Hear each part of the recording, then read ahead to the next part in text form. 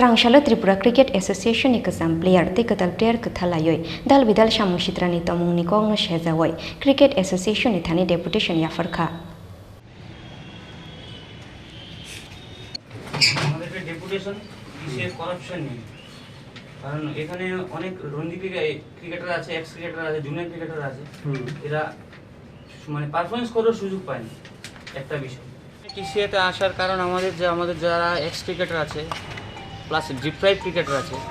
যারা regular performance করে চলছে এরা কিছু পাচ্ছে না কারণ এখানে দেখা যাচ্ছে কি শুধু দু তিনটে ক্লাবই আছে এরাই শুধু TCA-র মধ্যে ডোমিনেট করছে এই ক্লাবে না খেলে যেমন সুযোগই পাওয়া যাবে না ক্যাম্পেই সুযোগ পাওয়া যাবে না ওয়ারেস ওরা পারফরমেন্স করে চলছে রেগুলার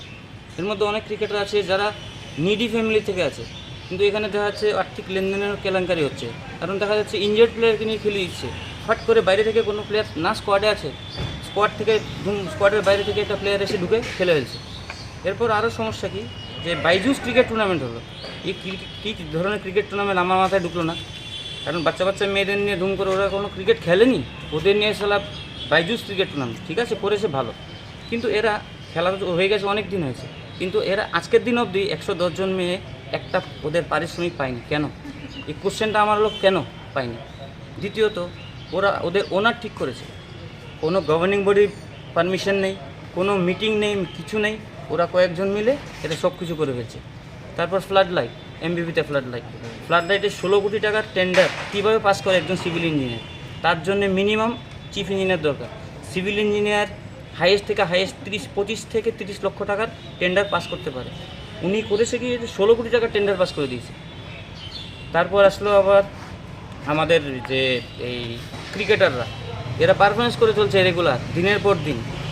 যে বললাম প্রথমে যে এরা ওই ক্লাবে না খেললে এদের দ্বারা হবে না সুযোগ দেওয়া হবে না এরা ক্যাম্পে যায় যেমন আবার TCA আমাদের BCCI-এর নিয়ম কি TCA মানে কোভিডের সময় থেকে নিয়ম হয়েছে যে 20 জন প্লেয়ার পাঠানো ঠিক আছে ভালো কিন্তু পয়সা পাবে 15 জন তো এর মধ্যে হচ্ছে কি ওই ক্লাব 3টে ক্লাবের মধ্যে যারা খেলছে ওরাই 15 জন থাকছে বাকিরা 20 জন ওরা শুধু দিয়ে পাচ্ছে কেন যারা যেহেতু তুমি প্লেয়ারদের নিয়েছো ঠিক আছে ঘুরিয়ে ফিরে খেলাও যে পারফরমেন্স ভালো করবে ওকে তো খেলাতে হবে এ তো মানা নেই কিন্তু যে পারছে না ঠিক আছে ওকে তো রাখো না টিমের সঙ্গে 15 জনের সঙ্গে এরা হোটেলে বসে বসে বোরিং হচ্ছে আমার কোশ্চেন হচ্ছে সেটা FIR করা উচিত ওদের নামে তদন্ত করা উচিত আপনি একজন প্রাক্তন খেলোয়াড়ও বটে আপনি কি মনে করেন এর পেছনে এর পেছনে আমার মনে আর্থিক লেনদেনের পুরো খেলা আছে না হলে এরকমভাবে হয় না এরা আর্থিক লেনদেনের খেলা আছে এটা আমি চাইছি এখন আমার প্রেসিডেন্টের কাছে যাবো আমরা ওনার কাছে একটা ডেপুটেশন জমা দেবো সেই জন্য আমরা এখানে আসি বিভিন্ন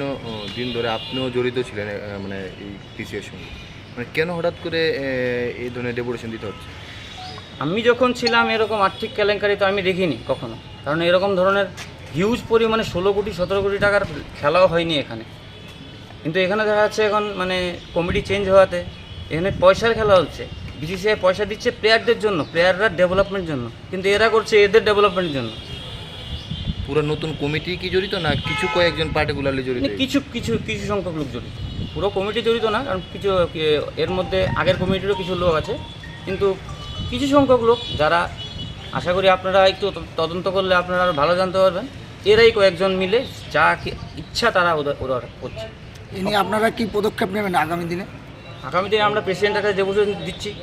প্রেসিডেন্ট কি বলবে কি করবে বাকিটা ওনার বিষয় কতজন প্লেয়ার এরকম আছে এখানে আপাতত 10 জন এসছে কিন্তু আরও প্রচুর প্লেয়ার আছে ত্রিপুরা রাজ্যে এরা এইভাবেই ডিপ্রাইভ হয়ে সারা জীবন ডিপ্রাইভ হয়ে চলছে কারণ ওই ক্লাবে না খেলে তুমি সুযোগ পাবে না ক্লাবগুলো কি উল্লেখ করা যাবে কোন ক্লাবগুলো উল্লেখ করা যাচ্ছে না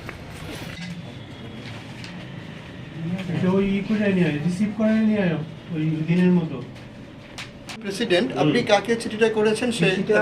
চিঠিটাও আমি করতে পারিনি আমি বলেছিলাম চিঠির জন্য আমাকে একটা টাইম দিয়ে একটা স্টাফ অ্যাসাইন করতে সেইটা করা হয়নি আজকে 5 মাস হচ্ছে তারপরে কিছু ফাইল আমার কনফিডেন্সিয়াল প্রেসিডেন্ট সেকশনস থেকে যাতে ডিল করতে পারি সেটা আমি বলেছিলাম অফিস ম্যানেজারই দেবে আমাকে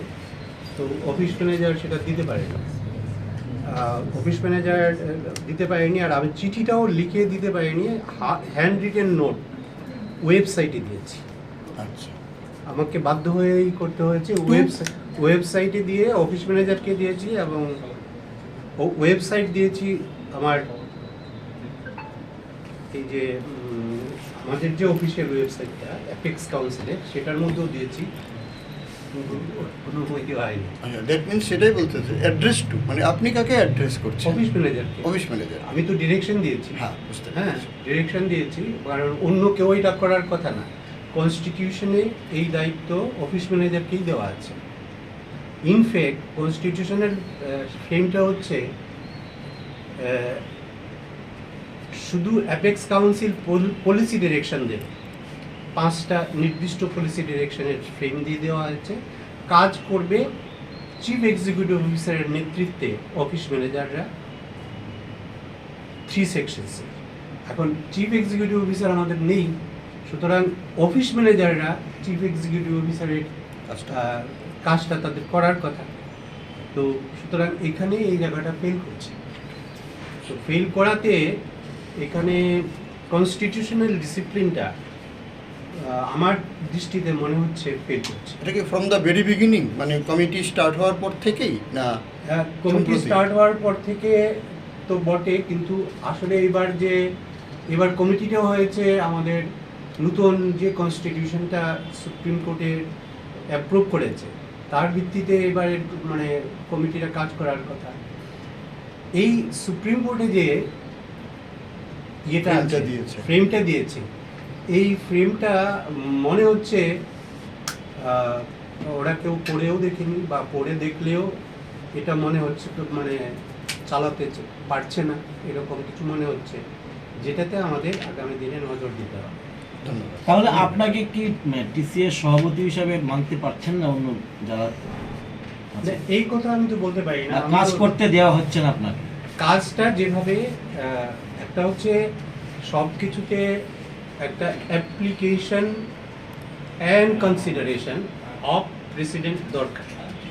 তো অ্যাপ্লিকেশন এবং কনসিডারেশন অফ প্রেসিডেন্টেরটা ফাইল মুভ না করলে তো সেটা হয় না, ফাইলটা মুভ হচ্ছে না। তো এমনিতে আবার কিছু ডেকোরেটিভ প্রেজেন্স আমাকে ব্যবহার করা না, মানে প্রয়োজনে নিয়ে যাচ্ছে। আই এম অলসো কোঅপারেটিভ, কিন্তু অফিস কাজটা যেই ডিসিপ্লিনে চলতে হবে, সেই ডিসিপ্লিনে চলার অ্যারেঞ্জমেন্টটা আগেও ছিল না। আর এবার যে কনস্টিটিউশনটা সুপ্রিম কোর্টের ইয়ের পরে মানে রায়ের পরে আমাদের জন্য এফেক্টিভ হয়েছে, সেইটা অনুযায়ী এই অ্যাডমিনিস্ট্রেশন এখনো সাজানোই হয়নি। তাহলে ফাইলগুলো কে পুট আপ করছে বা সই করছে সেও আমি জানি না এখন। আপনি তাহলে সাধারণত কনস্টিটিউশনাল প্রভিশন হচ্ছে যে after consideration of all apex committee and office bearers, যে ডিসিশনটা হবে, decision is to be signed by মানে প্রেসিডেন্ট, এবং এই ডিসিশনটা যখন সাইন হবে ফাইলে, তখন office correspondence and record maintenance is secretary's responsibility. তো এখন office correspondence and record maintenance হয়তো হচ্ছে, কিন্তু ডিসিশনে